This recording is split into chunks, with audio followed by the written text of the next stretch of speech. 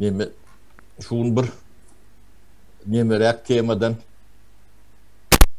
urun etmekçi o sizden bunu dinlemeli tayin bolontuğunu deyip düşünen ya Türkmenistan'la yerasy yerüstü bağlıklarımız var deyip biz kan üniyet o Türkmenlerin hem mecesi bizim o kadar zuhurluğumuz dünyada dördüncü diye nevtimiz ya üçüncü diye yani şöyle yalak bağlımız var da o yönü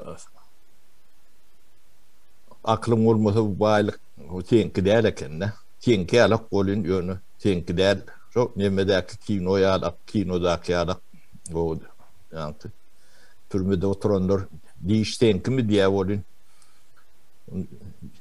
o benki diye yok diye tenki olun yönü tenki derliye de bu diye hol adamınki diye kartta birine oturup da onun işini o ne bizim baylığımızda bizimki alak olun bizimki değil o bizimki bolmadık o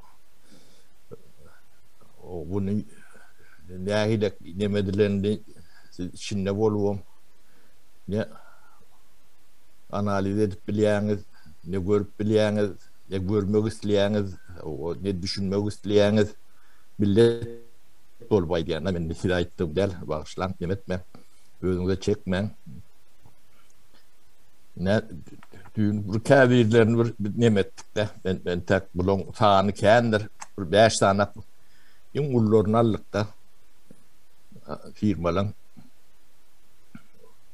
ne Türkmenistan'a 25 yılla son 25 yıl alalı 300 milyardın üstünden ben teylekle var yanına kan yemek yiyen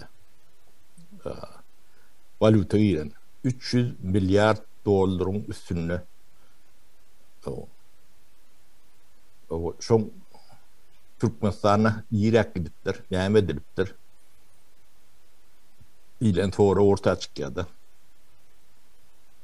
Bizim kadımız aydışmayarak devletimizin bolması o zat yönü bizim cahil olmamız yok mu ne? Ben spaylık bir aydiyanla cahillik nadan olmamız yok man ben. Çünkü baylığın oranını millet olup nadan olmalı. Hiç sadece düşünmeyen, görmeyen, gözlü kör, kulaklı ker o kelle diýilen adı diňe telpek geyip ya da papak geyip ya taky yemek üçin ulanyp görülen bir millet bolmak hökman bu diýene şu soralar çykýardy. Öde hemme de halkyň gözüniň öňünde edilýär. Bunu ne atlaryny aýdyryn onu bilmeýäňde ýokdur içinde. Köpüňiziň toğunuňyz garnaşyňyz aňryňyz bäriňiz bunun içinde işlendir ya işlep göründür. Ne 5 tane firma ne adına bayın. Bu 5 tel 20 şunu elektrik kiçirek bolýar. Emejetin demetini adına emet bilemok.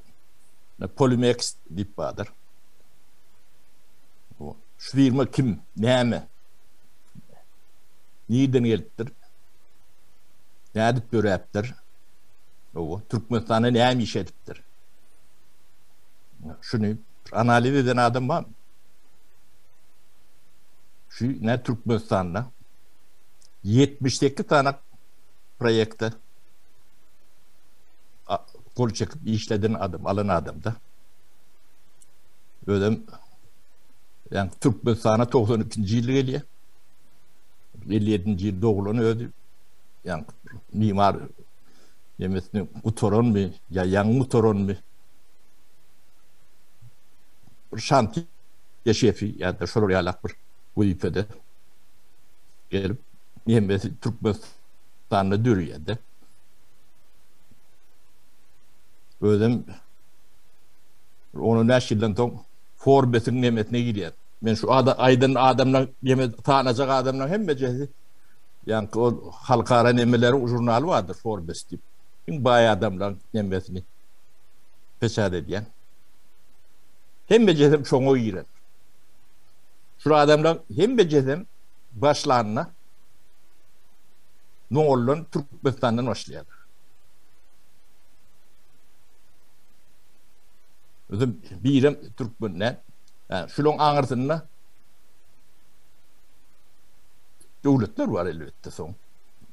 Yani kabyon bu nemedenle devletin yem haysi devletten olsa şu vakil. Yem gıdıklanması öyle yüze çıkıyordu.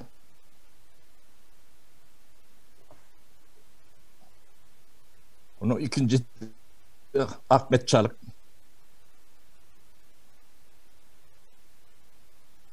Üçüncüsüne İteri. Ya şu at arayeta değil ya. Son bu yük geliyor.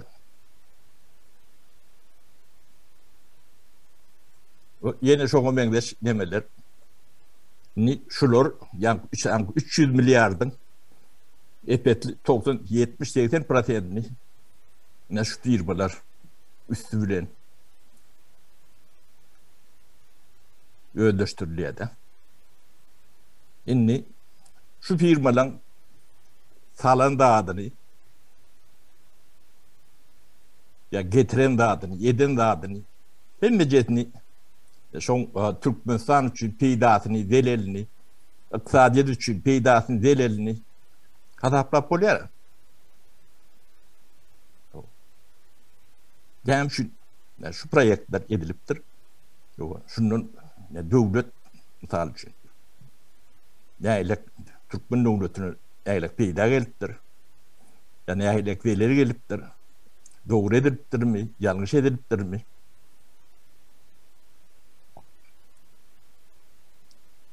Onun şular Türkmenistan'dan oğuldan başlan orta. Türkmenistan'da şulardan başka yongdun yaşak ketmiyor olan adamlar var. Nemçik olurdan yok.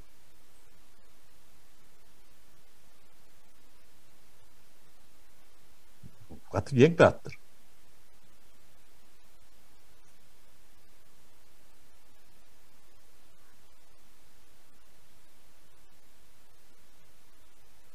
Şuları bir yeri getiren olmalı. Şuların hem beceri 95. yıldan sonra gelen firmalar, dören firmalar. 94'ün ikinci yarımdan sonra 95. yıllar. Şunun ön gelen firmalar vardı. Büyük firmalar vardı Türkmenistan'da. Yani Koç Holding diyen yalak. Şunun traktör nemedi. Allah arka ikinciler Holding diye. Üçgen İnşaat diye. Okan Holding diye. Türkiye'nin büyüklü firmalardır. O dünyada da büyüklüler. Şolun hem beceri 95. yıldan sonra işlerini tamamlap çıkıp gidendirler Türkmenistan. Yani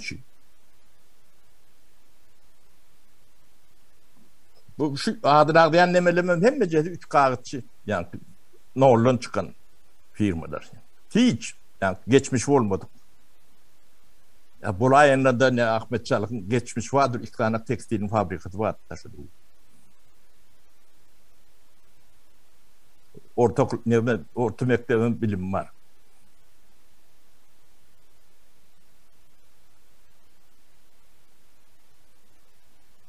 Yani Türkmenistan'ın bağlarının 90-80% şuları götürüyor. Yani şunun kaptalına Türkmenler var da. Şuları getiriyen yolun arşiyan o birinci adama emediyen sonra Mehmet ben üstüne oturduryan kaptalına burada por Türkmen vardır. Tabi abi bizim böyle Türkmenimiz öz baştak bunları yalak uğurluğu demeni edip bilen okla. Bu da görüntü durumda hatta. Şimdi Türkmenistan devlet bir adavet yetse yok şeyle diyedik de. Devlet kuruluşları oluyordu. Misal için onun prokuraturası var. Şeyle yani devlet hukukçuluk Ministerliğimiz, komitetimiz şu var. O iktisadi institutları var. Baharlık institutları var. Devletin statistikası var. Şu atlara tetkil vermeli. Ya verecek, yani kontrol edecek. Bu topur kurumaları var. Sonra ne bir tapar nemi yöretmediler. Yani soruşturma değil ya da. Doğruluğunu, yanlışlığını, ya cinayetin bağırlığını, yokluğunu memetmek için. Olar bir kaptala yönü yani Türkmenistan'ın nemesi için görüşüp diyorduk. Plan ediyorduk. Biz aktivistlik. Biz oduk, biz buduk. Biz demokrat için görüşüyorduk. Neyme diyorduk deyip öğrenim. Bir sürü adım var da. Şu zatları görmeyen, şunları analiz edip bilmeyen olur. Neyme kim bilen görüşüyorlar. Neyme arada gurrun ediyorlar. Neyme karşı görüşüyorlar.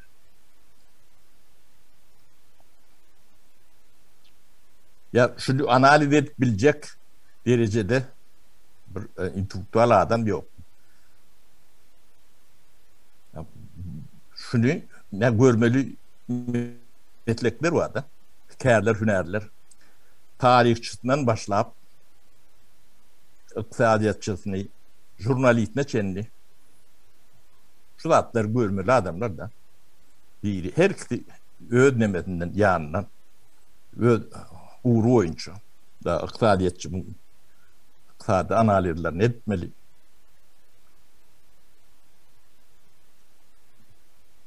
Tarihçi bu tarihini Mehmet Naitmeli. Bizim cemiyetimizde o zatları yok. Ne için yok? Böyle bizim devletimiz var, gazımız var, dikkat irvaylar görüyorum bilen. İşte burnu o kenan. O nevt gaz, sen pulu sen devletin içine giren sonra onu sonradan umşotaylarını çıkarıp alıyorlar da. O alyan adamın yine Türkmenlerle şu firmaların üstüyle alıyorlar.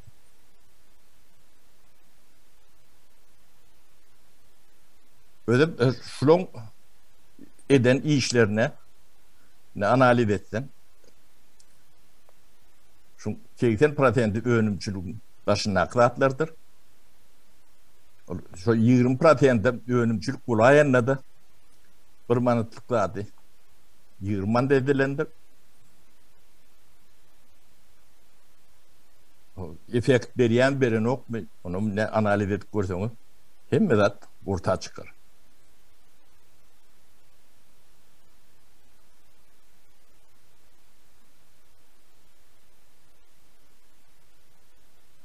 Den şunun tuğmasını yemesini ben öğrenmeye çağırıyan sizi ne millet olup içinde yani okuyup bilen, yazıp bileniniz vardır. O internete girip bileniniz vardır. Yönü biz horlanıyız, biz horlayalar. Görünüz öyle bu zatlar düzelmiyor. Onun şunun arkasında devletleri vardır. Sizin o devletlerden halkara cemiyeti, nemeti deyip hara isteyeniz de. Misal için büyük Fransa. Ne için çok üstüne gitsin? Ya Türkmenistan'ın düzelmesini istetin. Ya Türkiye Polimex bilen şu Ahmet Çalın yani ikisinin bundan başka da onlarca firma var da. Türkiye'ye getiren gidecekti bakan. Yani için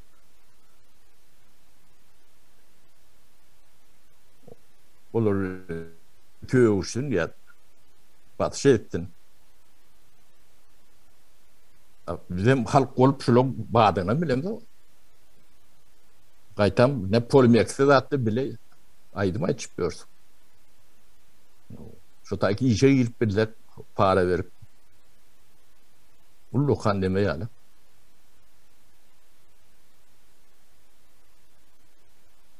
Onun bu demeti başka elbet tarafı var da. Milli tarafı. Öz milletinde bu zatları edip bilen, bilecek akıl ya adam bağ olsa, adamlar bağ olsa, başka bir yerini ettiren olsa, iyiliğine ediyen olsa, o bir milletin ağrının namusının şikayet etmesi oluyor yokmuş. Depeliyen. Bu depeliye kanı sizden tezini çıkarman otursanız sizden şöyle bilen bile şerik oluyorsunuz.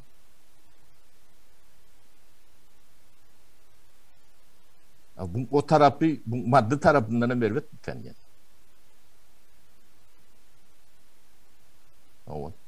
Türkmenin ne bir gayratlığı, bir namutlığın düğünde ne suatları yatıyor.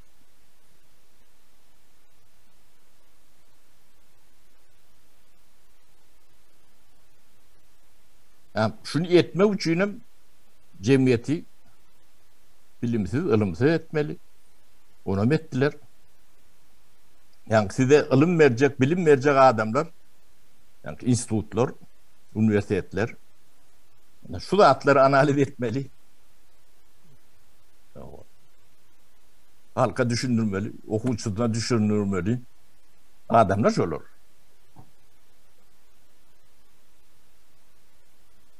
Ne şulon hem meclisinin eden iyi işi Türkmenistan'ın iktisadiyetine götürünü değişti aslında. Kıyıtalım dedim. Götürünü. Bu ne için edilen o? Ne? Ben hayiş ediyen şu üniversitelerden, institutlardan okuyucularına şu temalardan kursa yazdırsınlar. Diplomunu iş ettirsinler. Kandidat için temat emettinler. Bu ne edip böyle oluyor?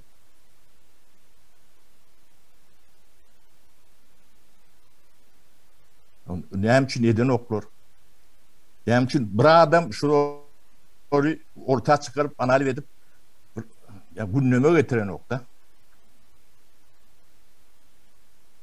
o diktatör.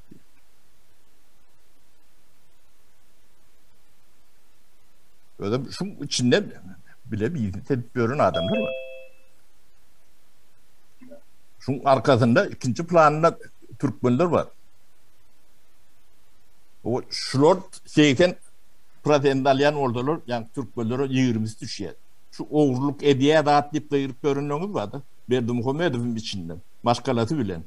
O eyleki bilin yani Türkmen kuruluşçularımızı. Şunun içinde 20 Pratend. Şeyden Pratend'in başka bir yer götürdük yani.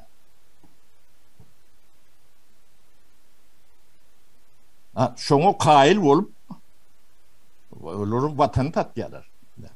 Vatan tatma değil diye de bu zatlara. Ödüm açık linç nemesi. O 100 bin zanak milite var. O kimi kimden koruyam şimdi? Şu cevap tapacak olayanlar mı?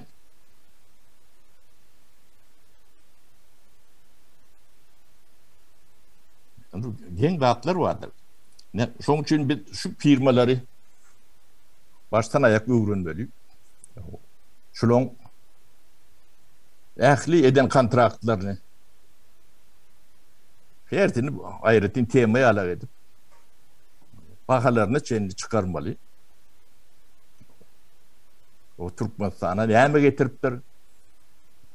Türkmenistan'a ne mi götürüptür? Yani dün biz aeroportu aradaydık da 94. yılda Türkmenistan'ın yani halkara aeroportun Toğuz üniversite tayin oldu. 96'da tayin oldu. 60 milyon şoň bahasy. Ödüm halkara aeroportu. Türkmenistanyň geregini, yani Aşgabatyň paýtagtyň geregini artığı bilen, 10 eteti bilen yapyan aeroport kuruldu da. Ben şonu yıkıp 3 milyarda olayım. 2,5 diýerdir onu bolýanyna çen 3 milyard derem geçiripdirler de. O näme gerek? Onun ne 95-nji ýylda, 94-nji ýylyň 2-nji ýarymyndan soň ýurdy ýapdylar da. Dakly ýurdy. Arkan girip çıkma diyalog ettiler de. Yani şu zamanla da yani ater vurup başladılar. Yani şu data çendi, 95 yıla çendi. Türkmenistan'ın gerek yani 5-10 yılla doldurup bilmeyecek abyomunu atelu attı.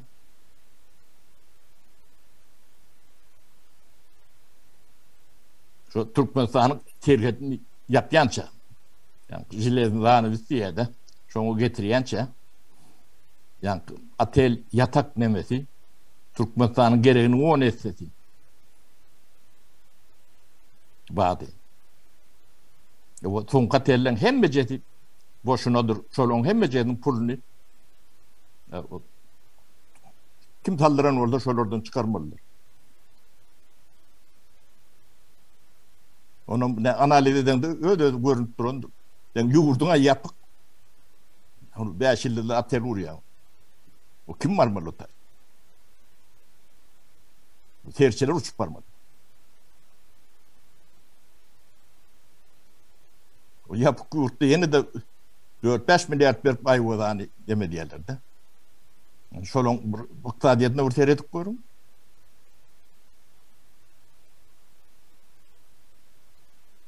Kim salıptır? Ne talanların emesinde ne şular? Şu firmalar. Şolun üstü bilen yani 15-20% şular yani uğurlayıp bilirlerdi.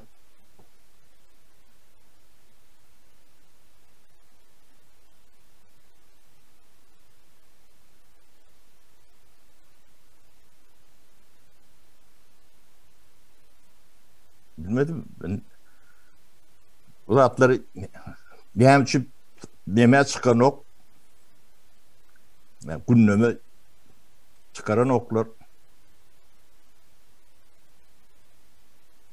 düşünüp bilem ok ben hal burada.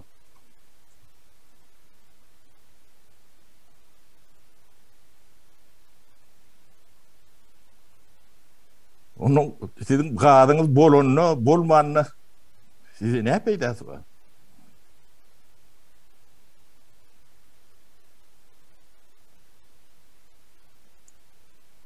Hay bolluk diye.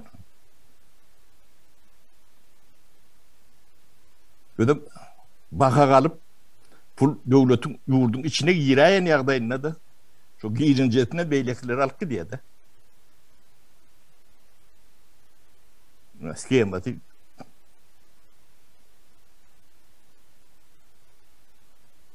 Ne şu firmalar ne adık geliyor? Ne şunu analiz ettin gıdıklı dağıtlar çıkıyor.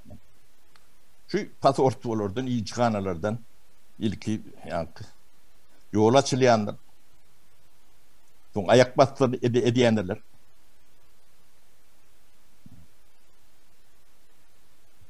Bunun bulur, içine giriyorlar. Bulur ya katnaşık bolmalı değerliyle demeni öňe sürem yok. Onu her dağdan bir yani kadati düzgünü tertip bolýar. Onun hem için kuruluşu devlet dedi ya. Şunu için.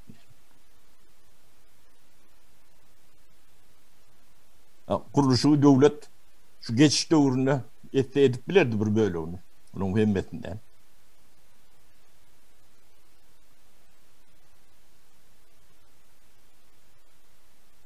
Ne reforman näme üçin taklananyňam sebäbi şu. O ýurdun ýapylanynyň sebäbim şu. Bilimin ýok edileniň sebäbim şu.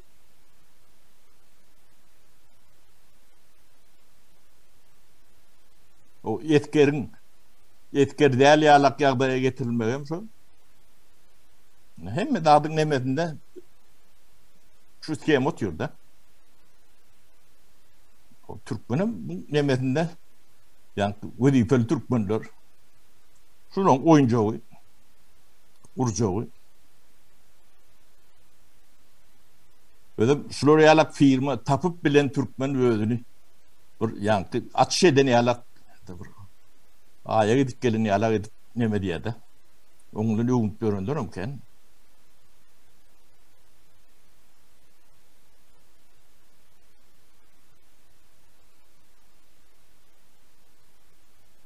Ne sizden haýyş ne şu firmalar vardır.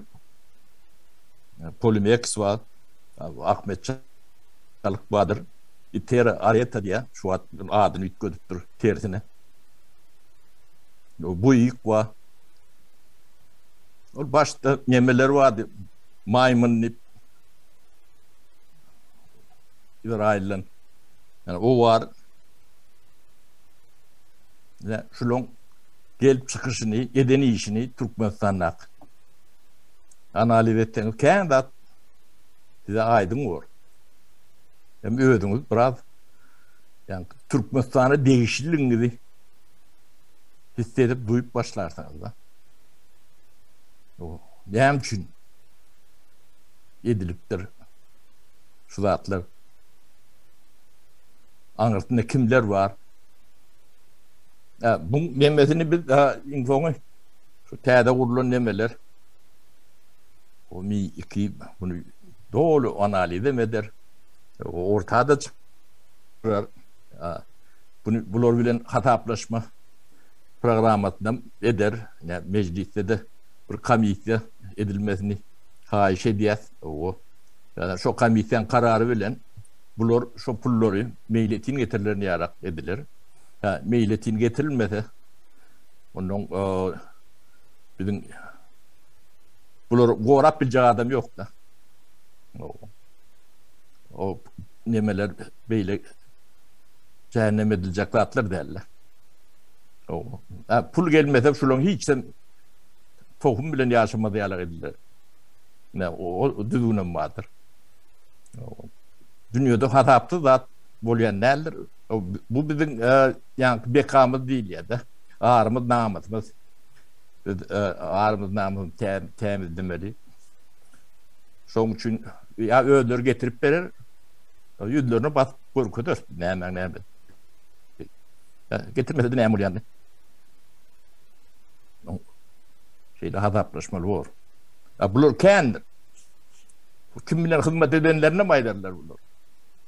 Yani Türkmenin içinde şeyle vur kendi önük çıkar.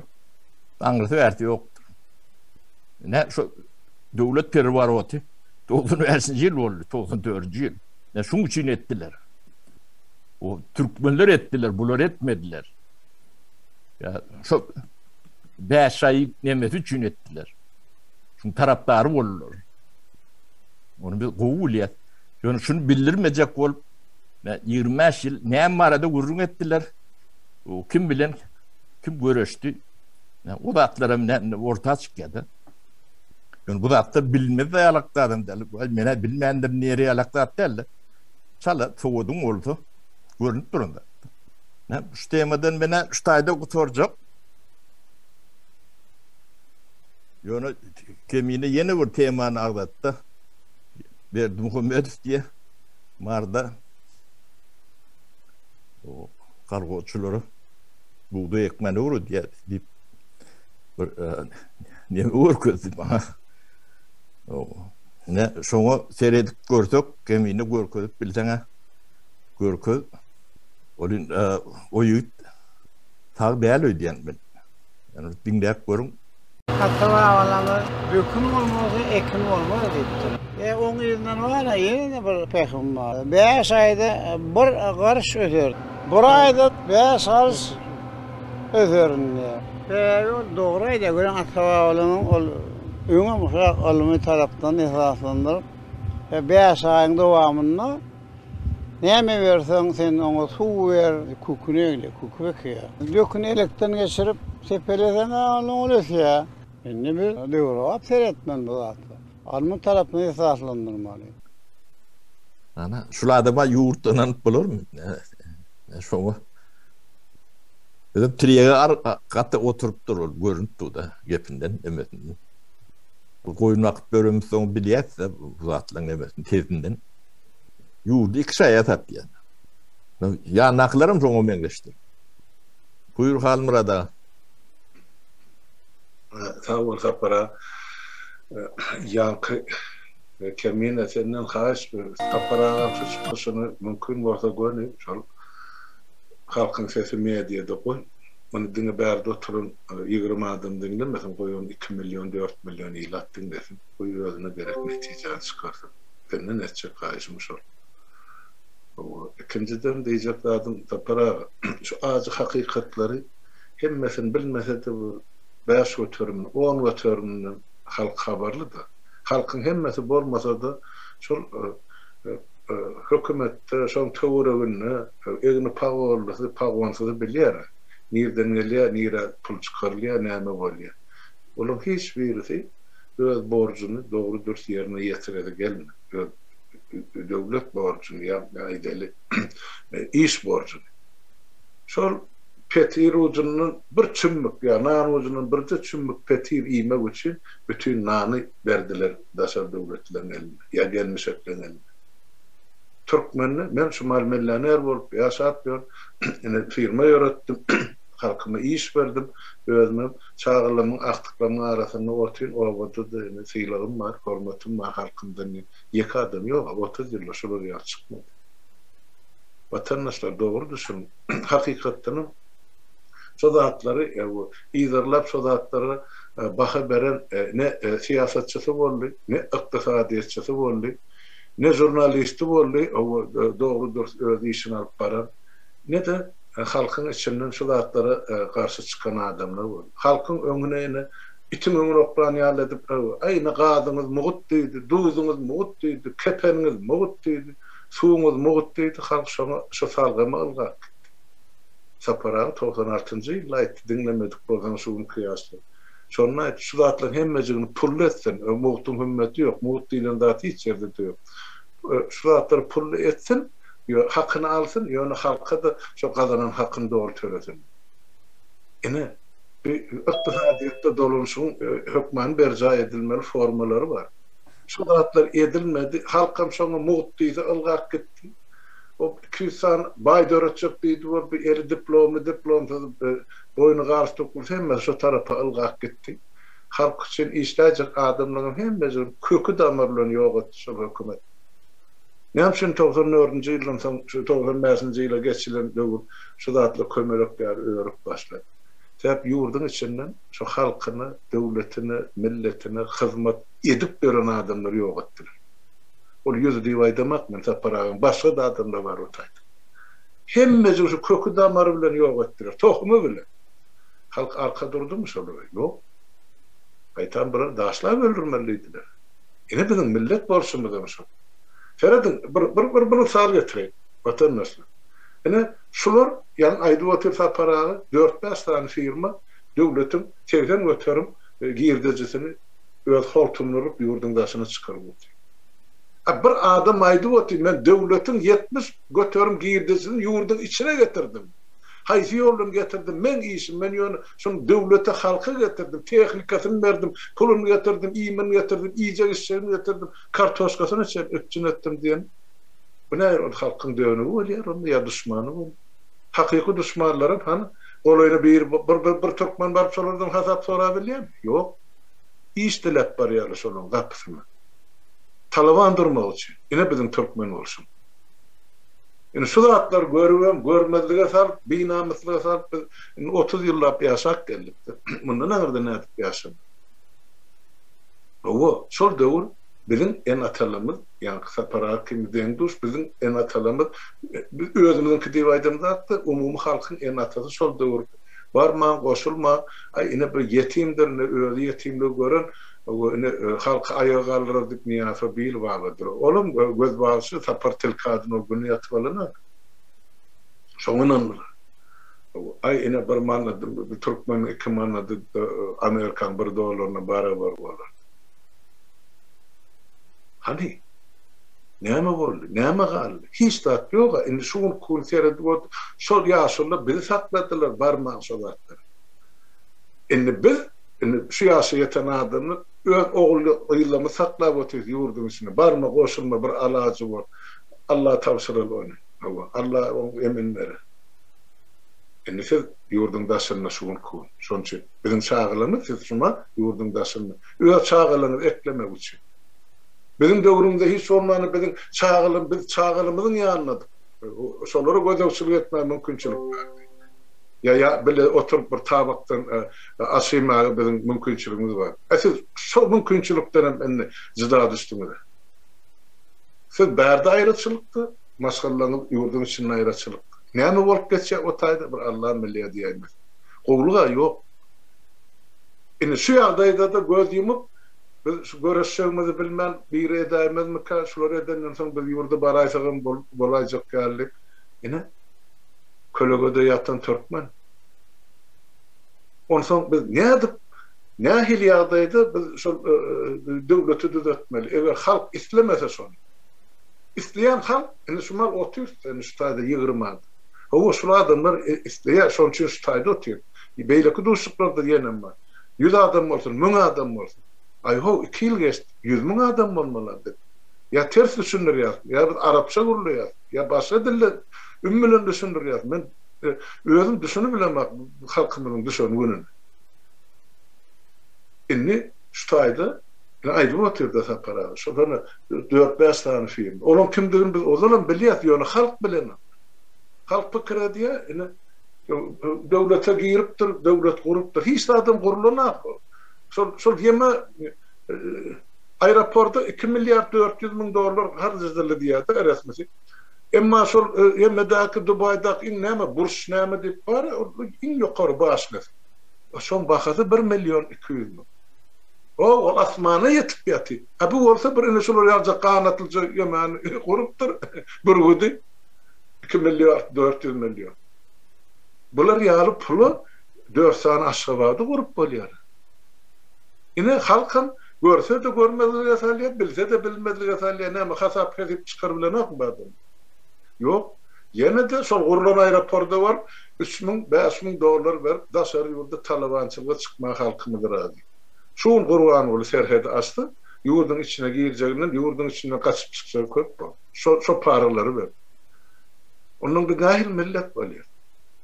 Biz bir o çöllü oturanyň bir sesi bora, suwdy qyýgyrýar. Biziň kişi bolýar. Hiç kim esdenäge biziň nalyşymyz. Ya sözüme.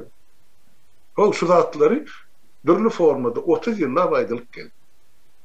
Halk enli düşünüp başladı. 17-nji ýyldan bäri şol suwuny kessi, gazyny kessi, o kepenni mowt beren adam, toğu mowtda. Ýurt çökdi, bunu gördüler, ýurdun daşyna akyp pulum aşak gaçdy. Indi näçen bilmän halk indi biraz açgarny kellesini işletip başladı. Ýöne şunça ýyllap, 28 ýyllap dymy oturdular watandaşlar. Bunu nähil düşünseňiz, düşünün, nähil kabul etseňiz, kabul edin, ody özümize basaly, ötmese kesekadi. Özümize basyp görelim, şu agyr ýagdy. Näme üçin belli bir adamlar şu derdi çekmeli? Galan halkam näme bolsa şo bolsun, o ýurtdan bu ýurda aşyp bermeli sergezançylyk. Ine problema şu ýerde, çözgüdem şu ýerde. O bizim kim bir sapara kiminki gazaklar aýtmyşlaryň aýda sanda koýasan ýa-da biz bar zatlar aýdarsan goýarsan, gidersen ötersen. Ýöne şuň çözgüdüni tapmak halka bagly bolupdyr. Siz hemmemize, bütün halkymyza. Ine men aýtjak bolýan zadym şu, watandaşlar gelin şu zatlardan bir oturup halk bolup netije çykarýar. Hana göredildi size bar ine halk harekeden var, halat ediş komiteden var, gurucu meclisen var, hökümeti gurup berdik ýaşlardan. Hana işläp otyl. Gelin her ýyňyz şota bir kerpiç kömek edin, täze Türkmenistan fundamentini örmäge ýa gurmaga. Näme üçin garadan seretip ýatyr? Düşünükli zadyňyz sonra Bilmeýän zadyňyzy aýdyp berler. Çekeleşikli zat bolsa oturup beni düşünüşde bor. Ýöne hiç adam etmän näme bolsa şo bolsun, men bir öz karnymda doýursam bolýar diýip bol. O bir haýwan zatlar edenek watandaşlar bağışlan. Olum töweregini näki şol çağıjyklaryny seretýär. İslenli haýwan. Biz näme üçin şu zatlaryň aladasyny edemik? Halk kırılıp ýatyr ýurdun içine pandemiýa gutarana. Ya işçilik aylık gidene. Çağalını gözümde kuvveti haçan ecem kakım Türkiye'den pul uğradı kat. Özün şol oda yanıp otursun da. Düşünürüm şolları. Ayağa alman gerekti. Nahil yollar var. Aydıp verdik. Hiç bir howpsuz yol. Oğluklarınızı öğredin. Tayyar olun. Gerekli güne. Şona medetler eline. Köp yerde. Yani bolum men tapara şu aydanlığın üstüne koşup da adam yok başka. Sağ olun Tanrı yalkasın. Sağ ol ben merdandan yankı Erol Tabancı'nın autobiyografiyası var da bir gıyskaca neme olmalı yani temininden haş eder şonu tap berýänçe onu görkezör bir nagliyat neme olur ýalak. Ne boş yerden o Türkmenistan'a döräp ödüm 15 20 bilmedim näçe milyard dolarlyk işine bedenli. O Erol Tabancı 57. ýylda Eskişehir diýen ýerde dowupdyr Türkiýanyň. Lise okap bolandan soň Ankara'da mimarlyk okapdyr. 92-nji ýylda Sliding Doors diýilen, ýani ykbalyň nemesi açyldy, kapylar açyldy diýen bir many berýän bolmaly. Türkmenistana gidiýär, Türkmenistana gelip hiç kimin tapyp bilmejek nemesini tapan bolmaly. Şo manyda ýazylypdyr. Öz firmasy Polimex gurýar. Türkmenistan Bayındırlık Bakan yardımcısı bilen diye. Bilmedim bayındırlık nemesine geliyor. Guruluş niyetli bayındırlık. Mimarlık diyen näme bolar düşündüm. Arkitektur. Aha, düşündüm. Son 13-nji ýylda en bay Türkleriň nemesine girip 550 milyon dolar serveti varmış. Türkmenistan'da dünyanın en uly 102-nji nemesi bolupdyr, guruluşçusy. Guruluş firmasy. Türkmenistan'ın en önemli 78 proyektine gol çekipdir. Neden şunu doğru Türkçe okap bere tercüme etmedi oturmadan inde şu Polimex ilk olarak bir kaldırım inşaatı, ardından da bir park projesini tamamladı. Parkın açılışında eski Türkmenbaşı Sapar Murat Niyazov'la tanışan Tabancı, o günden sonra da aldığı işlerle Türkmenistan'ın en büyük müteahhitlerinin birisi oldu diye. Şimdi ben şu tayda komentari vereyim. Yani Gavdan demedim, park kurdular orada. Yönü park. Şu tayda yani Niyazova külçe altın padarka vereyim. Yani siyik diye de ulu külçe altın. O televizyonda da görkezöndür. Bunu berdim, näme etdim dep kän görkezdi de. Ana şondan soň yol açylýar da. O ödüm birinci proyekti hayatyny, ömrüni birinci proyekti yani şu park. Onun yani hiç bir yerde bitiren işi yani demeden işi yok. O Türkmenistan'da da işlep görünüyordu. Ya ikinciler holding'in ya da Okan Tekstil'in bir şantiye müdürü olmalı. O sapara soň dowamnam nemedel okaly. Indi başta bir neme galdırım edipdir. Adamın yürüyen yolu. Ondan sonra park proyektini edip sonra o Niyazov bilen tanışıp neme diýär indi yine bir önemli bir zat var bu taýda. O garaşsızlyk bilen o bir taraplyk binalaryny gurupdyr. Yine. 3 ayak. Yok 3 ayak däl ol neme. 5 ayak bilen 8 ayak. Sapara 5 ayak o bir taraplykmyş. 8 ayak garaşsızlykmyş ine. Garaşsızlygyny gutlap beren adamlaryň o garaşsızlyk binasyny guran adamlar hem Türkmenistanyň puluny ogurlanan adamlar. Kimin garaşsızlygy indi şu? O Halmurad elini aldyryp dur. Yo Halmurad elini yatırdı. Bağışlanmayın diye atlar çıkarttı. Ayçap bolyan da adım var şu tayda. Görüyor musun? Hemme da şu İlçhanaların üstünden düzelip son Türkmenistan'a var yalarda. Niyaz var, sol başarı yurttaki Türkmenlerin ya Türk dillerin katnaşığını sol dinlemen goýar da kim men gorlaya yurdundaşyny ol başta Akmurat Bay diýdi näme diýip getirip başladı da para 90-njy ýyllarda. Ondan sol beýleki eýemelen aklar çykaryp başladylar. Olam näde Türkmenistanyň ilçileriniň üstü bilen. Ene şol döwür kimdi Türkmenistanyň ilçisi Türkiýede? Sonra özüňde berip gör. Şol adamlaryň Türkmenistana gelmegi, iş almagy, sonra bu milyonlary ýurdun içinden çykarmagyny Türkmenistanyň ilçisi gören akmydy? Türkiýede ýaşapdyr. Bu Türkmenistanyň köşkde ullanyp Türkiýe çykarılan gyýylar bilen akmydy bu ilçiler? Ine sonra kan jogap bolmady. Ýokdur jogap.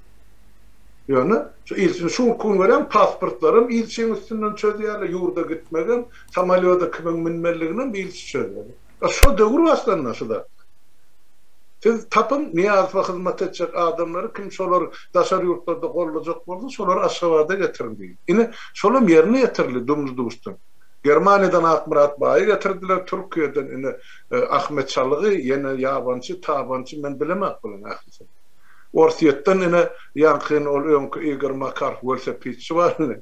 Da para o tanıyorum. Oluyor aşavatlı ortiyet. Yok, son arasında aşavattan ortaya da açılsa bir çağırıp getirdi. 90-njy ýylyň 94'te mi? O Viktor Gudan filan bir işlep gördüm. Men onun bir tarihini bilýän. Ona bastırdılar 8 ýyl munun getirip Niýasyň gatlaryna goýdy. Karadına şuryalı bilen oynanýan oyun düşünmek gerek de öwrenmek gerek, seyretmek gerek. Sonra hem hakikat ajam bolsa ýüze çykyp oturdy. Öz-özünden bolýan ya dören adam ýok. Kim tapyp getirdi Ahmet Çalgy? Ya ine şu yabancı ya tabancı. Şuň akyly Muhammedinkinden ya Gurbanyňkydan artykmyşmy ýa şu oturan zerde? Aydın. Ýok. Absolut ýok. Bularda Türkmeniň iyisi var ağzında, olarda Türkmeni gatyrşýan ýeri ýok. Biri getirip ona mavzaley sarly, içinde gümmet sarly, en atasyna bir yankı buýuk. Ene götürüp gitdi dünýäň malyny. Bu getirip park sarly, Niýasyň muňa ene İslam zadyny berdi. O gidip Amerika'da, Germaniýada ýürüň operasiýa etdirende bu yankı tabançy bilen ol Ahmet Çalık şun garşogyny göterir, sıçan bokuny. İçine çalşan. O zatlar gowy bilip otur. Ene şolar ýaly hyzmat üçin meni garşog çykaran üçin bärde bizinkilere ene aýdaýly ne bir $100 mı $200 gazanýarlar. Olar bolsa o garşog çykaran üçin 100 milyon ya $200 milyon gazandy. Tapawudyny seredin. Ene bir ılınır ýaly adam däller, daşyndan seretsin. Ýöne bolum da atlar vatandaş. Men bolup durur da, bolum da adam däl, bolup dur. Şu adam dowam edip dur. Aw. Buyur Muhammed. Yankıýadymyz neme bolýar da öz ýurdumuzda gelmişe bakna bolýar. Şol tariha seredimizde esasen türk milletler öz ýurtlarynda neme edipdirler. Gelmişekleri ýa-da gaýry milletleriň kalmatyndan peýdalanýarlar, aklyndan peýdalanýarlar. Anda häzirki döwür seredýär bolunçol görünmän arka planda oturup biziň öz halkyň başyna islan adamlaryny goýýarlar, oýnatdylar goýup, şoň arkasy bilen dünýäň baýlygyny çekip oturýarlar. Bir taýdynda ony hiç kim bilmeýändem kädiýänler şu wezipeli adam wezipeli ornlarda işläp gören adamdan köpsen bilýär muny. Yani şonu görüp şoň ýalarda göz ýummak ýa-da başga bir gaýry millete bir gelmişe şeýdi özüni soýdurmak näýile bu düşünje şu taýdan bir sonra alamaty bolup durdy. Şonu aýtjakdym. Muhammed bärde bir neme var. Ne her bir zady iyinçelep, bağırlap, ondan gündeme çıkarmalılar. Öğrenip Türkmen şonu eden ok. Türkmen'in hem yani gepi ürünü yüzlöy. Ne şu firmanı öğrenen alyan yani Polimeksi o 78 tane proyekti, haydi proyektlerden yeke çıkaryan, tuğmasını çıkaryan, o hayta obyektler iyi de salınıptır, ne için salınıptır, bu ulukan iş. Rahmet, şu rahmeti hiç kim eden yok. Yani mesele şu taydadır. O şunu etmen, yani o şu gururun etsen, yani şu at ki bizim edişimize alak, bir de şu at o şu gururun ediyse. Öyle bunun hem becetini, yani taparağa ya kemiğine ya hal mıradağı etmeliler. Bunu Türkmenistan'da 5 milyon adam var. O Türkmenistan haçan uğurcak deyip gören adamlar var. O men intellektual adam, ben yukarı bilimli adam, ben planket, ben jurnalist, ben büyük deyip gören adamlar var. Ben şu diktatura karşı görüşüp gören adamlar var. Yani, şu atları iş, bu işi yönü umum gurrun ulen edilenlerdir. Gurrun ulen hiç sad edilenlerdir. O gurrun yönü gurrun olup kalyandır. Yani şunu doğru eline alarsın, doğru analiz edersin. Onun ne şu Türkmenistan'a getiren peydati, yani getiren delili, o şu tuğması, sodatlar çıkarılanla şu arkasındaki Türkmenlerin ulokları örnüp başlar. Son kelleleri çıkar. O yüzleri örnür. Onun gurrun predmet ne olur? Yani oğudaki, yani taçak başındaki, toydaki toğutay dışıyalak bulmaz. Realini, onun tersinin kaptalına yüzlerce doğru çıkar. Yani tarih belli olur ha. Sonra yani, misal için 2000. yılında plan obiyekt salınıptır. Pulu plança o Nemes plança. Ondan şu tayda 20 tane doğru çıkar.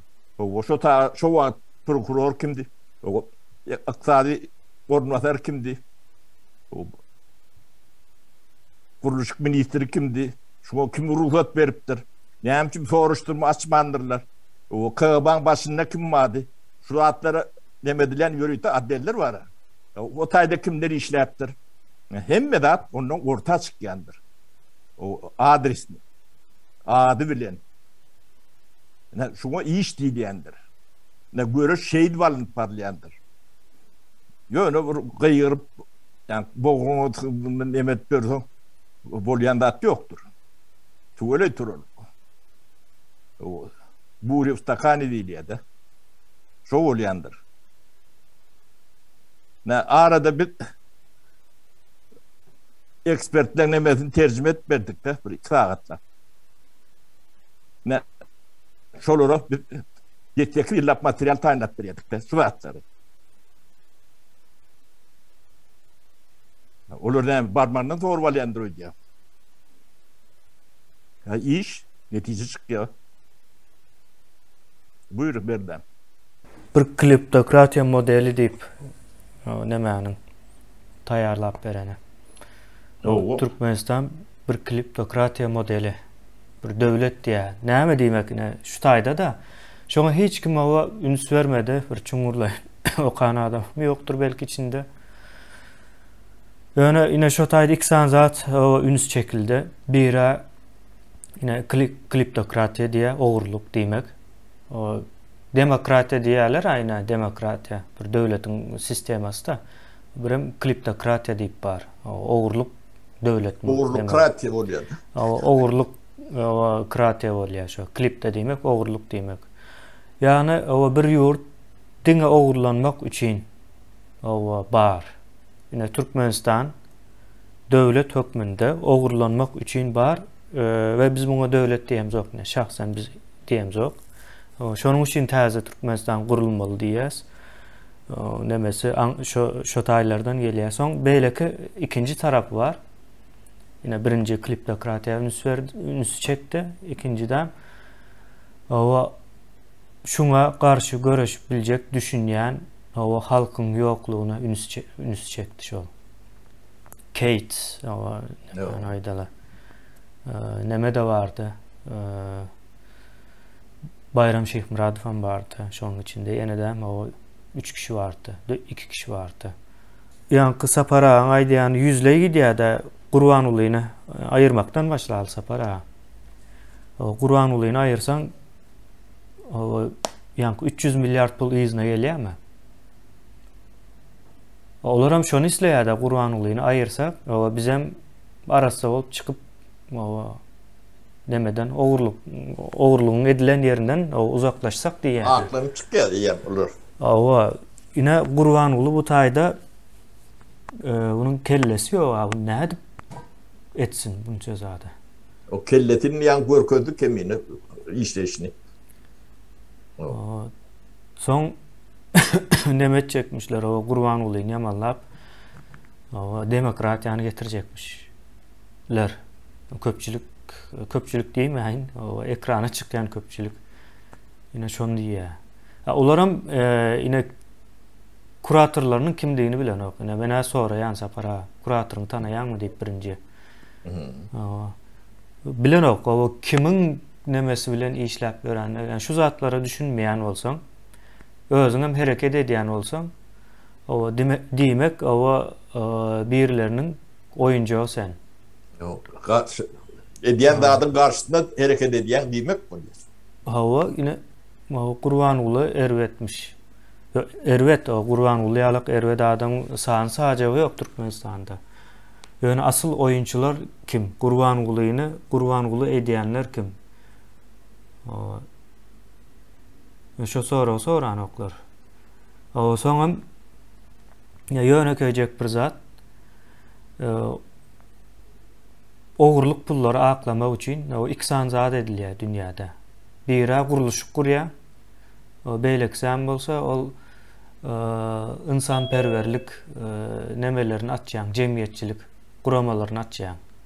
O neme rak bolanlara kömek edýän, ağaç alanlara kömek edýän, guýu gazýan, o Afrika gidip o bir guýu meselem Afrikalar bu oryanlardan başlaýarlar. Hawa Bu da var.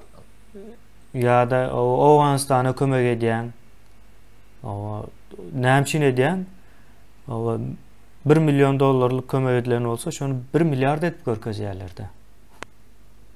Misal üçin aýdýan. Bir sana o guýu $1000 bolsa, o şonu $10.000 edip görkezýärler. Bir guýu gazdyk, o $10.000 çykdy. Ya da o ýanky aeroport 3 milyard diýär. 3 milyard o gaty pul Türkmenistanyň 3 ýyllyk yani hiç işlemän o ýaty ýeseler ýetjek pul Türkmenistana 3 milyard 3 ýyllar. O hojaluk demesinin 3 ýylky önümünden okänler şu. Hawa.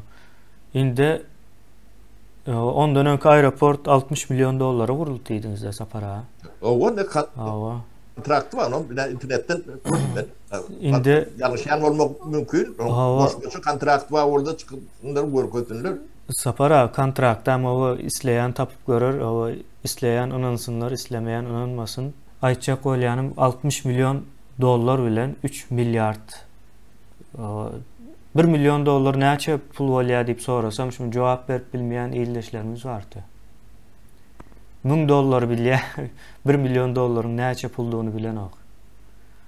Awa inde ýanky ine şu nädip şu derejäge geldiň? Awa 1 milyon näçe puldugyny bilmeýän derejä nädip gelýän? Ine şolar pul ogurlasyn diýip gelýän.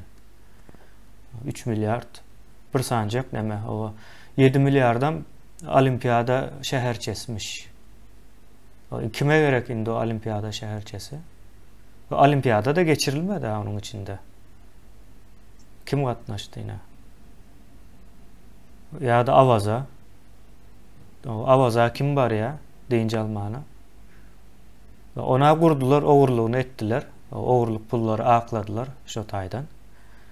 Indi o taýda da ýegenler deýince alýar mysal üçin. Onu taklama da gerek. Onun militertivaları paylaşıp veripler. O Yine de halkın halkın arkasına yük olarak. O pulunu kazancını eden başka demeden başka inden yükünem gene de şu bu topol ministerstvoları paylaştırıp verdiler. Aylıklarının günlüklerinin neme diyorlar diye. Bir yurtta o köp kuruluş gidiyen olsa hükmen suratda arkasında oğurluk vardır. Yine Avrupa garip yurt mu?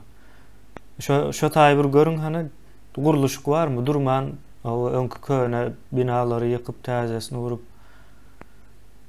o ya da giyin işlep ya da beyik o nemeler diye de gökdelenler diyorlar.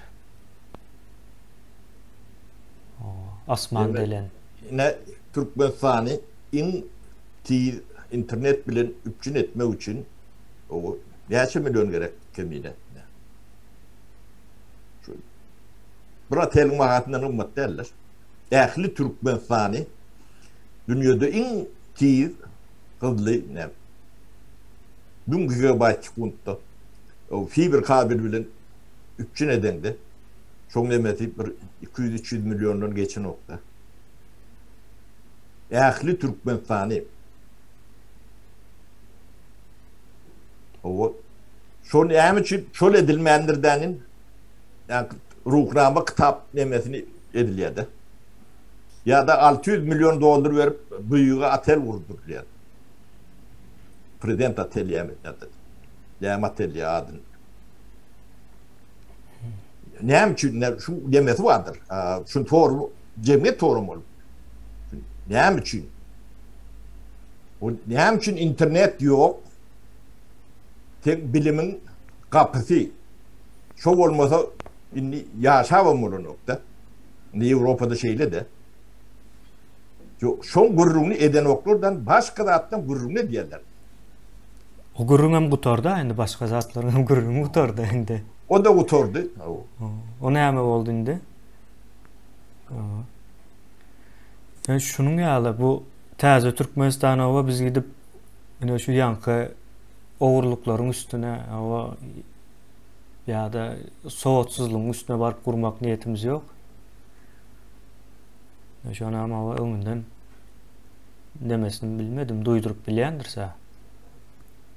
Şu oğurluğun üstüne varıp o kurban olayını ayırıp oğurluğu hem gizlemeli mi bizim de? Yani Türkmenistan'ın 300 milyardı. 300 milyard. O da yani kromlu hata bilen. Yani ciddi neme hata etsem ondan mümkün. Yo onun nemesi hem kendi zayi edilen pullar. Katma değer diyen bahası var onun. O katma değerlerine o yok edendirler var. Neçe zat zayi edip görürler. Yani bu tayda umuman şu zatı bilmeli. Pul uğurlayacak olsan o kuruluşu etmeli. Şu zaten ediyorlar. Yani Türkmenistan'da edilen kuruluşlukların nemesini cemlen o şu kuruluşluk Avrupa'nın hayız şehirine ediliptir yine şu Kıyıskavak'ta. Şonça milyartlık o kuruluşluk edilip mi Avrupa'nın islendik bir şehirini tutun. Böyle bir önümçülük değil. Hiçbir bir önümçülük değil. Demediyen yer şu.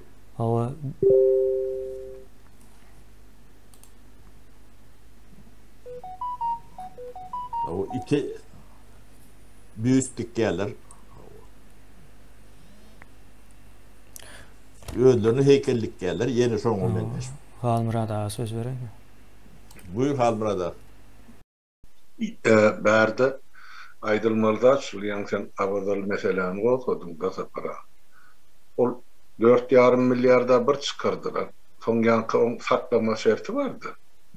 Yılon kayser etmeli. Avada da şeyle var amatsız yer o aylıkta dinç almak mümkünler.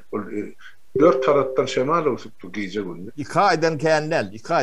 Ava, so Tomsun bunu sol 2 ay angrı giden. Oğlum sol yema Kempeden Krasnovodsk'ın yankı nefte Perrabas Davud'un artırını suğlar sol aylığa giriyor. Nebidin kalınları. Inni kalan 10 ayda şonun yankı mıramırı yemetme diyali, çaşma diyali için biraz saklar yani şunun Türkmenistan'ın yankı ministerlikler diye ayttın da. Men on büdjet işgarlar diye ayttın.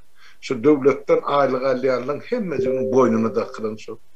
4% aylığının 4%'den her ayda şu Krasnovodsk'daki yani Avada'daki urluşuklu yani binalar saklamak için aylığını tutup alkan. Demek bir aylığının 50% ya 50 götürüm oluyor da bir yılda. Her bir yani büdjet işgari şu bir aylığının den yarısını şu Avada'dan saklamaya geçiriyor bir yılın devamı. Öldüğünce alınıp yani şu tatlı geçiriyor. Yine son hesabına Avada saklamak. Yani sen neydin 600 milyonu mihmanhana kurdular deydin. O näme toplumu deydi? Oğuzhan toplumu ha ine ad tapar. Ine. O toplumda bir adam bar ya Aşgabatda mihmançylyk ýa aýtdym ben. O ýollar ýapyk. Ne girýän bar, ne çykýan bar. Yerli ata otada bir gün ýaşama demesi ýok. Girdejisi ýok da adamı o pullar tölemä. Haterler önkürlü niyazın döwrüne kurulurlar henläp ýaty istikaturkasy sökülüp. Bular diňe şol pul ogurlaýarlar. Hakykatdan bu niyazın döwründen bäri kuruluşyň üstünden edile esasy ogurluk. O näçe ogurluk gerekmi ol? O sen dogry aýtdyň da 94-nji ýylda şeýle kurulan mihmanhalar diňe Aşgabatda bütün Türkmenistany içine salyp ýatyrsaň ol içi doljakkan. Ondan bäri bilemek gurdy bir ýene bir 20 mihmanhana. Hani yani keminaydı oturup, 17. yılda yani olimpiyada deyip kurulan 7 milyar harc edildi. O tayda olimpiyada da geçen abi. Şimdi son ne yapmalı bir olimpiyat? Boş duru. Hiç anlattı. O kurulu demir yol kurulu deydi. Ne yapma? Monorail deydi. Hani işte yandı. Hiç de yok. Pulu kurulanını kuturdu. Onu yıkar yerine yanım bir zat kurur. O niye alsın aeroportdan yıkıp yerine şu aeroportu kursu ya. Durşunu o kurulu. Ne? Ben sonra aýdaýyn tapara. Halmyrada bu ogurluğu bir ýana. Bu ogurluk bulun eden işlerinin ýanyna yani deňizde bir damja ýala. Bular şu ogurluğu etmek üçin giden milleti sowatsız goýdular. 2-3 kuşak nemani netili sowatsız goýdular. Şunu etjek bolup etdiler. Sowatsızdan da onun suğunması 300 milyon trilyon veren de düzeltip bolýan da däl ol. Hakyky. Onun soň millet gapdaryny hiç açan şu millet ne aýagyna galsyn ne de önelgesi bolsun diýip ene geraýyna turtdylar ýörüýte. O näçe 100 000 ýaşy tanı şu beladan öller. Mun hasabyny ýöreden hiç. Ya hasabyny hiç kim soran. Ýaşka buyur ýaşka.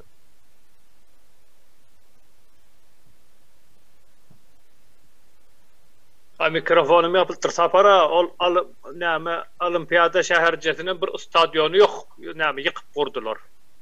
Stadion bar çotayda. Şonu aýdan diýdim. Bu gül ýalyk stadion bar. Owa. O da andan gurulan dat del. O gerek lokan demet ýokdy. Owa menzil diýen firma gurupdan täzece stadion bir işlän adam ýokdy. Şonu ýykyp gurdular olimpiyada şäherjet. Şonu aýdan diýdim.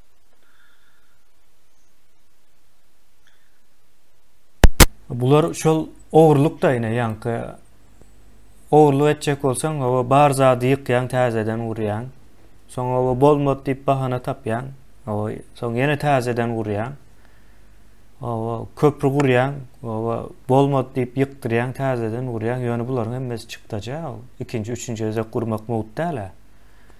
Ýani bahana bu taýda o guruluşyk. Asyl maksat ogurluk etmek. Bunun neme tarapy? Iň erwet tarapy şu Türkmenler dönükleri içindäki ýanky o Berdi Muhammedow bolsun ýa-da ýene beýlekler bolsun ýanyndakylar. Şular o azajyk pul ogurlamak üçin o ullakan pulam näme daşyndan gelenlere berdiler de. Ýanky guruluş firmalara. Sebäbi şolar bolmasa ogurluk edip bilen oklar. Awa. Mümkin däl de. Yeme kemine ýadyga düşýän bolsa biz ähli Türkmenistan aýlanyp çykypdyk şu altyapysy barada, ýollar barada, kanalizasiýa barada. Türkmenistanyň 300 milyard dollar bir kıra goýun. Onu raýonlary seredip şu altyapysyny seredin. bir intihap bolmagy adam oğurlarda da bir intihap bolýandyra. Oğurlanda da bir intihapyň içine girmelisin. Sen bir oğulaňy bir aýlanyp bir gör etraplara. O Aşgabatdan bir 50 kilometr, 30 kilometr aňyrsyna tereden diýen başlaýar şol.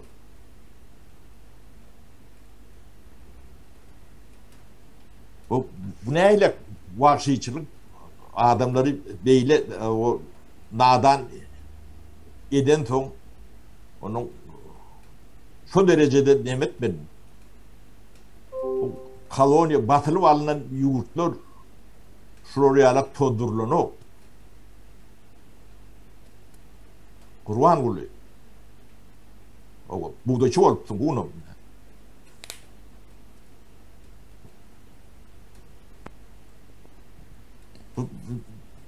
Bu da atları bir adamın kelletine gelecek zat derler. Yani bizim Türkmenimiz katı gen millet. Şu da atlar görüp kesin çıkarman demet göründürken. Sapara o beteri var bunun. Yine Barış yazıyor. Sonra aklıma geldi. Yine Daşoz'da diye o mazarlıkları yıkıp yok edip üstüne de o at çapar vurdular diye. Edilço'nun yalam Çerceğde mazarlıkları o yıkıp göçürüp yarım sünkler yollarda dökülüp diye o üstünden yol kurupturlar. Mazarlığı o yıkıp. Indi şu ölülerine bir arkayın koyanok da bular. Ölülerine o arkayın koyanok senin sesini çıkaramak. Demek o bu millet o ölüptür. O mazarlıklara o yıkılan vakti peskel berilmeyen olsa demek o tayda bir yaşayan cemiyet yok. O şehir yine Çerceğe şehir taşlanıp gidilipdir. O son başka bir yurttan birler göçüp gelýär. Mazarlıklar gerek değil de olara başkalarınka. Üstünden yol kuruldy diýerler. Amatly düşýän olmaly. Ya da Edilçön ýaly Daşozun kam. O Daşozda adam demek yaşayan adam yok. O Könürgenç olmaly ýaly. Könürgençde o yaşayan adam yok. O taşlap giden ya da hemmesi yok bolupdyr. O daşından ama başka täze bir millet gelipdir. O son mazarlıkların üstünden o at üçün o çapuk meydany buraya. Kadro. O. Buna näme diýmeli? O pulun ogurlaýarlar, sesini çıkarma, cemiyet yok ortada. O sen soğutsuz koyarlar çağalarını, sesini çıkarma. Senin ölülerin sünkünü çıkarıp ortada, o itler diýär ha, itler. Sünkleri ağzında daşap gördü. Adamın sünkü diye sapara. İnanmarsınız.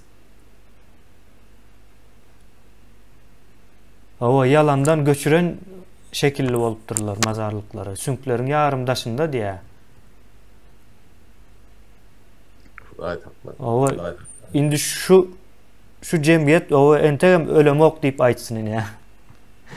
O çıkıp aydıp bilsin. Entegem biz ölemiz yok bar diýsin. Täze Türkmenistanyň içinde o cemiyetin hem täzelenmegi bardyr. Bunu aydaly sapara. Biz etçe işimizi gizläp beremiz ok. O bu häzirki cemiyet bilen edilmeýär. O ya siz ütkärsiniz. O ya da o sizin nesliniz size menzemez. O bir kenarda galyp gidersiniz. Olam 20 ýyldyk. O 20 ýylda ýine ýok siz. Ondan soň täze nesil döreýär. Täze cemiyet o ýine Türkmenistanyň hakyky halkam şolar bolar.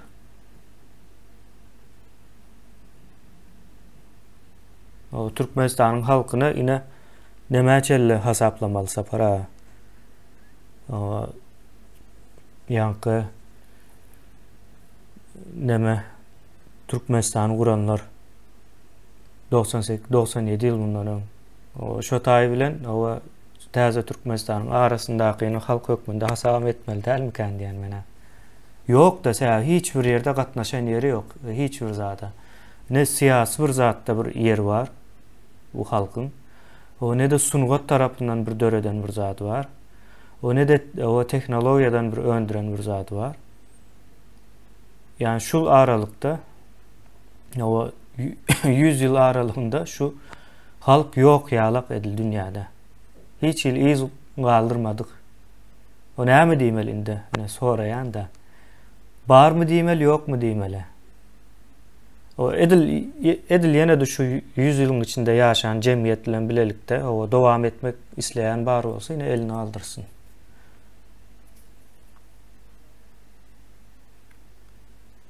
Bilmedim, ağır oldu mu? O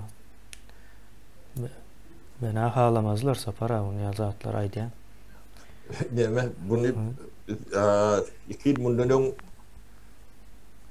aytacaktık oluyorunu aytmalıydık bu zatları. Yok sapara o cemiyet yok ortada ne için aydamız yok. Bundan sonra görecekleri suutname olmalı da o. Yoş aytma karar verdik. Altyapısı, düşünce demesi, o biraz ütkösün demesin deyip. Böyle bunu biz çeyrek değil deyip diyorun katlarım var da. Biz sağda diye ama. O biz sağda, o biz yani hükümette işlemedik diye. Misal için ne bir üniversitenin muallimi, ya rektörü, ya prorektörü, ya da kafedrası, ya nemesi, ya bir gazetinin redaktörü, ya jurnalisti, ya televizyon işgari, jurnalisti, ya başı direktörü, görü, leheri. Onun şu sahnada gelip görün adamlar vardır. Görücülü adamları deyip ad veriliyor bunları. Yani bu topor bunları ben söyledim demedim okta. Yani Niyazov'un uğruna adamlar da bunlar. Bunları bilmedim. Nimet koymalılığını o men ağımdan çıkla, hağırlaklar çıkar mekanik korkyan. Yine şolong şu Türkmenin düşen yağdayına 100% günahı vardır. Yani o daşından gelen adamdan adına ne mediyette siz olmasanız bunlar şol atları edip bilen yoktur. Ne mesele şu taydan. Siz olmasanız 3 neslin geleceğini yitirmen oluyordu. Sizin eliniz bile ne bilir. Siz sonra sessiz, ya bilinçli kömür eden adamlar. Bunun tanıken, o benim kollumayanların itaat sebebim şol. Şunun tanı katıken. Sapara yine bir zada yine sizin aydiyan zadınızı nemedeyin güçlendireyin. Yine Türkiye'de iktisadi kriziste. Yok. Yine halkın köp böyle o düşünmeye, o nemetmeye deyip bilyaz. Yani şunu düşünen adamların sağını sağacağı yok da hem mecesem günde ekrana çıkıyorlar, düşündürüyorlar. Şu iktisadi krizisin sebebini. O bundan ne edip çıkıp olacağını hem zadı düşündürüyorlar. Münglerçe adam çıkıyor. O günde münglerçe adam çıkıyor diyeceğim olacak. Onun dışında da yine de yani TikTok deydi, Instagram deydi, şu yerlerde de o yöneke yaşayıcılar öz düşüncelerini o paylaşıyor köpçülüğe. Yine bizde şu zat yok. Arkada yine bir zat diye yine şolar näme olmalı yine. Bu tayda da birden profesörler, o jurnalistler, o yeneler çıkıp o düşündürüp dura hazırki yağdayın nädip şu yağdaya gelinendiğini, o bu yağdayı näme bir mani berýändiğini, bundan nädip çıkıp olacaktığını hemme zat düşündürüp durlar ha. Yani Türkiye'de var. Yani şu döredicilik ya da bilýän o jogapkar gatlak var. İşini ediyor, artık maçı bilen ediyor. Bizim yakından izarlayız da buna. Türkmenistan'da 30 diyen o esir dövrüne almalı. 100 yıldan beri yok. 100 yıldan beri o ne cemiyetten ses yok ve esasen yankı döredicilik ya da bir motivasiya bermeli gatlak var da. Yine şolardan yok esasen hem ses. Olur yokluğu yine de yaxşı. Ne kemine. Yine şu da atları düşündürecek bolup orta çıkan adamlar var da. Şunun üstüne şolong topulşunu ne fiiller sen beni şayet buldun. O ekrana çıkan adam şu atları düşündürecek adam şu prezident bolmamışsın. Öyle prezident bolacak bolyadık yerlerde. Ma onda näme dünyada münglerçe adam çıkýar her bir yurtdan günde. Olaryň hemmece sen prezident oljakmışmy? Ne şol ya yöğünlerinin memleketinde bir zat getir. O Özüne sen olmaly diýär. o aydıp bilmän demedip çüýrap bu. Yo aýdyp bilmän däl gysgan ya o men boljak bu bolmasyn diýen bolmaly. Bu bolup gitdim hawa men bolmalydym diýip aýdýan bolmaly. O nemäniň o jahilligiň sowatsızlygyň nemesi? Yo men towatly lip çıkýarlar da mesele şo taýda men towatly o bunu bilen ok bolun nähilek dip demetse başga meselede. Ýöne men gahryman dip çıkýarlar ben görüşüji. Hawa çıkıp bolaydylar ýa-la indi ýa şu näme üçin 30 ýyl görüşdim diýerler. 30 ýyl. Sapara ine o meniň aýtjak nemem şol ýöne jemgyýet ýok. O bu jemgyýetiň döwleti hem ýok. O watanam ýok bolup bar ýa-ni. Ýarymdan köp üstesine çıkan bolsa diýmek, watanyň ýok bolmagyna da azıjyk wagt galypdyr. O şey ekspertler hem diýeni netije çıkarışı neme? O Türkmen diyen nemenin yok olup gideceğine işaret ettiler aşolar. Sebebi näme aýtdy? O sebebi onun diktatör däl. Sebebi o jemgyýetiň ýokdugy. Ýokdugy jemgyýetiň. Ýene Gaýgysy Satabaýewdan o başlap täze Türkmenistan gurulýança bolup geçen zatlary o bir utanç hasap etmeli Sapara. O özümizden hem hasap etmeli däl o bolan zatlary. Bize değişli bir adama bize däl de bir adam zata değişli olma mümkinçiligi yok bu bolup geçen zatlaryň. Ene tawfy ne değil döwlet de kemine. Döwletiň bir döwlet akly bolmaly. Onu ýa-ni geçiciligi preemptiveness diýerde. O tecrübeden tecrübe toplap gelmeliler. 100 yıllık tecrübemiz olmalılar. Tawfy ne değil. 100 yıl olaydı. Ne şo bolmadyk, näme bolmadyk, ne şo toğru alamatları var da. Bir näçe sebäp bolupdylar. Ýöne Sapara o sebäpleri önemli däl. Sebäpleri bilmeýänligiň önemlidir bu taýda. O sebäpler bardyr elmudama. Ýöne şonu bilmeýän bolsaň, o bilmeli adamlar bilmeýän bolsa ýa-da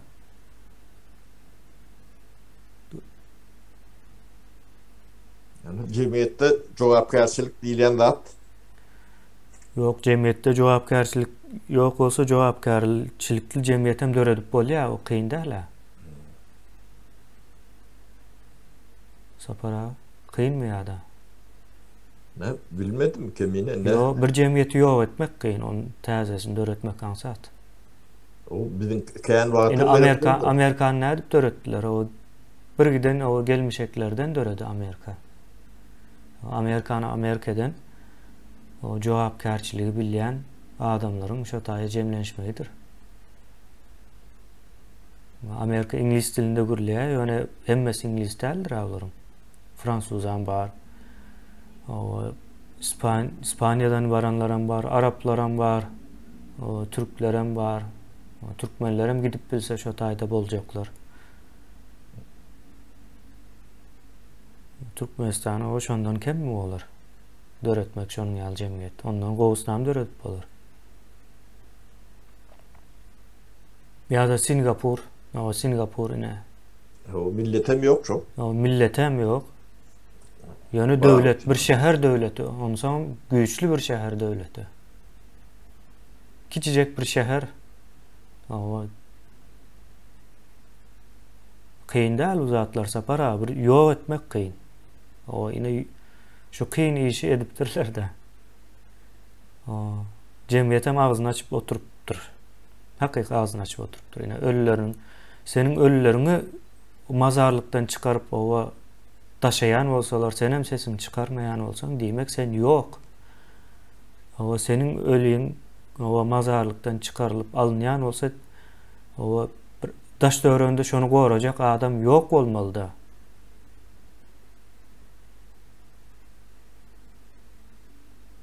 Üstünden hem yol edipdirler. O hemme jesem çıkarylana okşataýdan. Sünkler hem o itlerin ağzında gezipýär.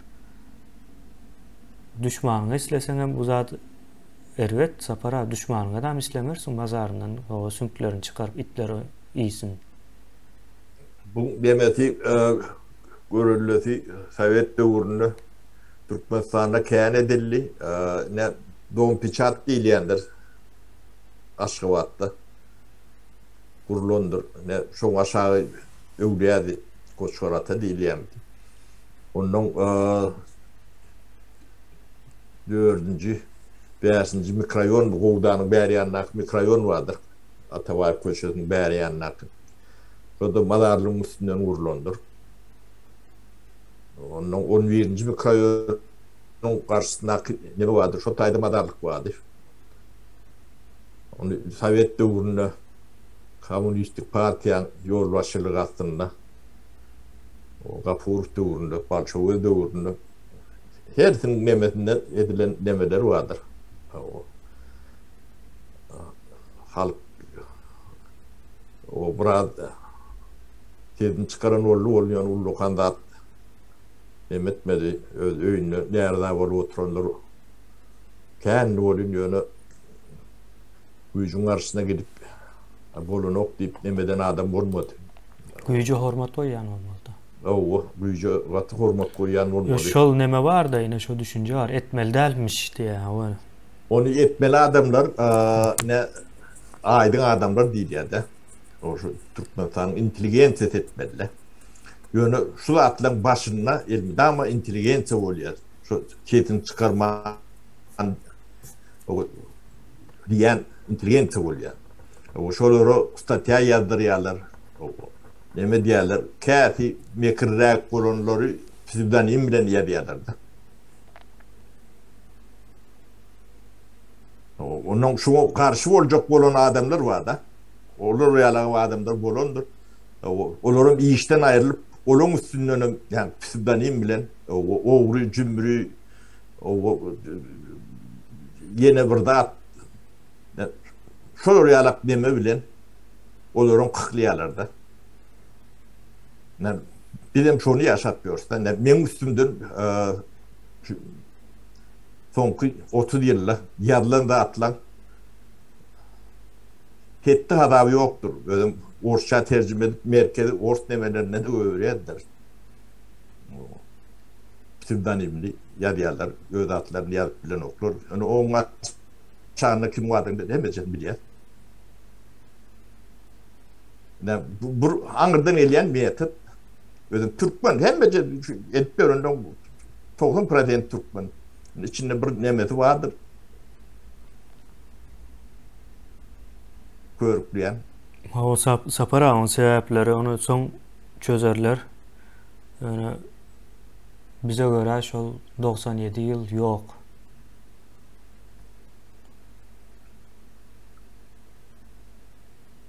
Yok yine 97 yıl. Täze Türkmenistan haçan gurulýa, şondan soň bar bolýa. Şu aralyk yok, boşluk. Ulu boşluk boýdum. Utanç verici tarihin bir gara nemeti. O namusam kirlendi. O ara salama üçin näme etmeli olsa etmeli. O pul bilen ara salap bolanok da onun inde. Şu oğurlanan, o jümürlenen pullar bilen başgaça çözmeli bunu.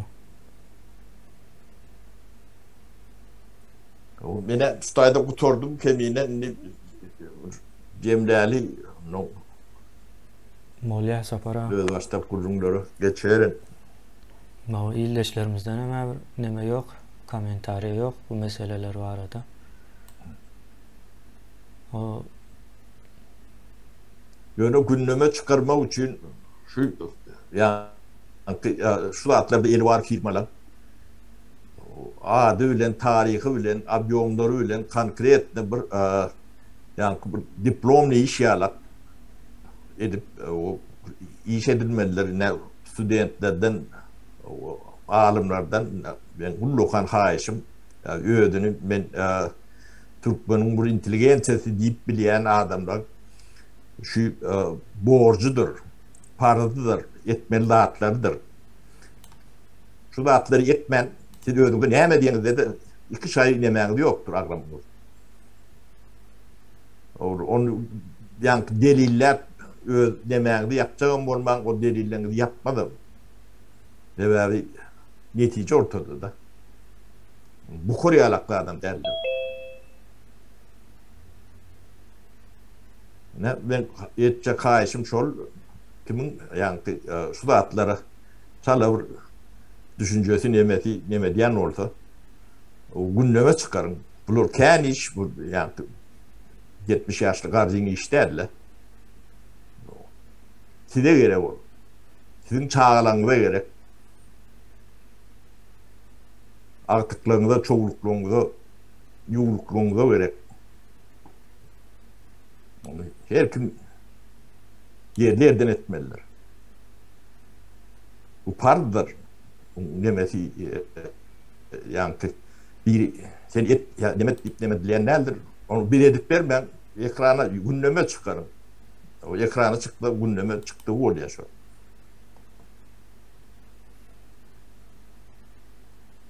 Ne bollum o dinleyeniniz için tavu olun.